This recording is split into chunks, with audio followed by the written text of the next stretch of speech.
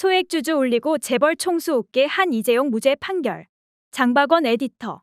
금융위원회는 6일 자본시장 정책과제 추진 방향이라는 제목의 보도자료를 내놨다. 여기에는 국내 상장사의 자산가치와 수익성 등이 외국 증시에 상장된 유사 기업보다 저평가돼 있어 이를 해소하기 위해 기업 밸류업 프로그램을 도입한다는 내용이 포함됐다. 실제로 한국 증시에 상장된 기업의 주가순자산 비율은 선진국은 물론 신흥국보다도 낮은 수준이다.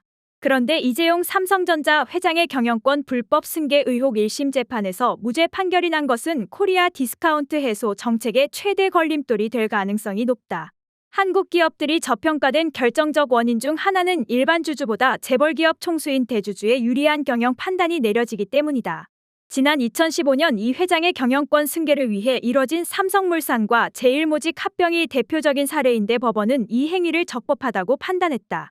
삼성물산과 제일모직 합병은 누가 봐도 삼성물산에 불리했다. 제일모직과 삼성물산 합병 비율은 1주 대 0.35주였다. 당시 삼성물산 주가가 낮았으나 제일모직이 삼성물산보다 3배가량 높은 가치로 평가했던 것은 과도한 측면이 있었다. 합병 당시 삼성물산은 제일모직 대비 자산 규모가 3배 이상이었고 매출액도 5배에서 6배에 달했다. 삼성물산이 보유한 삼성전자 등 계열사 주식 가치만 따져도 합병가액을 크게 초과했다. 삼성물산 일반 주주들은 손해를 볼 수밖에 없는 합병 조건이었다. 더욱이 합병 전 삼성물산 경영 방식도 이해할 수 없었다. 합병이 결정됐던 2015년 7월 이전 삼성물산은 분양 사업을 거의 하지 않았다. 시장에서는 의도적으로 주가를 떨어뜨리려 한다는 소문이 파다했다. 이에 비해 제일모직은 어떻게든 기업 가치를 높이려는 경영 활동을 펼쳤다. 이 과정에서 허위 공시와 분식 회계 등 자본시장 질서를 위반한 의혹들이 불거졌다. 그 당시 두 회사 경영진이 내린 결정과 공시, 주가 흐름 등을 보면 어렵지 않게 확인할 수 있는 사실이다. 한국기업지배구조원과 서스틴베스트 등 국내 거버넌스 자문회사들은 삼성물산과 제일모직 합병의 대체로 반대 의견을 냈다. 합병 비율 등 불합리한 점이 한둘이 아니었기 때문이다. 세계 최대 의결권 자문사인 ISS를 비롯해 글래스 루이스와 미국계 헤지펀드 엘리엇 매니지먼트 등도 삼성물산 일반 주주들이 불리하다는 이유로 합병안 반대를 권고했다. 삼성그룹은 언론과 증권사 등 영향력을 행사할 수 있는 모든 채널을 총동원해 합병안 반대 여론을 무마하려고 했다. 언론들은 최대 광고주인 삼성을 무시할 수 없었고 증권사도 큰손이었던 삼성에 반대할 수 없었다. 삼성이 발표한 자료는 억지스러워도 긍정적으로 평가했던 반면 엘리엇과 ISS 등 반대 논리를 펼쳤던 측 주장은 무시하거나 비판적 논평으로 일관했다. 그러나 대다수 국민은 삼성이 이 회장의 경영권 승계를 위해 무리하게 합병을 추진한다고 의심했다. 이는 검찰 공소사실에 명기됐고 1심 재판부도 일부 인정했다.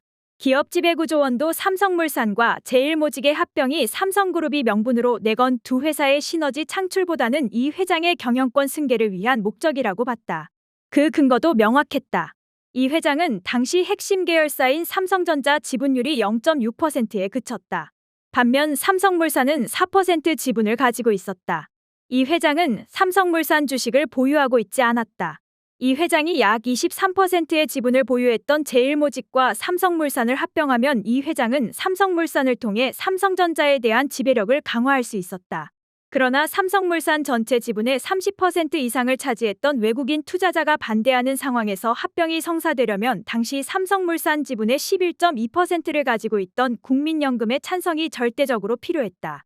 실제로 그때 국민연금이 반대했다면 삼성물산과 제일모직 합병은 무산됐을 것이다. 바로 이 지점이 이 회장의 경영권 승계와 박근혜 정부의 국정농단을 연결하는 고리가 됐다. 이 회장이 연루된 국정농단 사건은 대법에서 유죄가 확정됐다. 그럼에도 이 회장 경영권 불법 승계 의혹 1심 재판부는 이런 사실을 고려하지 않았다. 똑같은 사안을 두고 대법원과 1심 재판부의 판단이 다른 것은 상식에 부합하지 않는다. 결국 삼성물산과 제일모직의 합병으로 삼성물산 주주들은 손해를 봤을 가능성이 크다. 경제개혁연대는 삼성물산 주주 손실액이 최소 1,140억 원에 이를 것으로 추정했다. 삼성물산의 주주였던 엘리엇이 한국 정부를 상대로 제기한 투자자 국가 간 분쟁 해결 절차 소송에서도 약 690억 원의 손해를 인정받았다. 결과적으로 삼성물산 경영진과 이사회가 소액주주의 손실을 아랑곳하지 않고 대주주만을 위한 결정을 내린 셈이 됐다. 이번 판결은 외국인 투자자들에게 코리아 디스카운트를 다시 한번 각인시키는 사건이 될 것이다.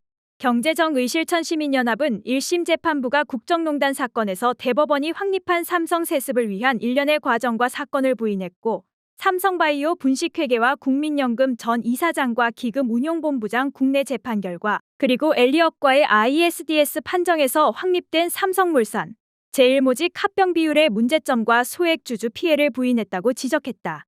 경제개혁연대는 삼성물산과 제일모직 합병으로 최대 수혜를 본 장본인인 이재용이 무죄라는 것은 말이 되지 않는다며 이번 판결은 손바닥으로 하늘을 가리는 격으로 향후 재벌의 온정적인 사법부의 관행이 되살아나는 게 아닌지 우려하지 않을 수 없다고 비판했다.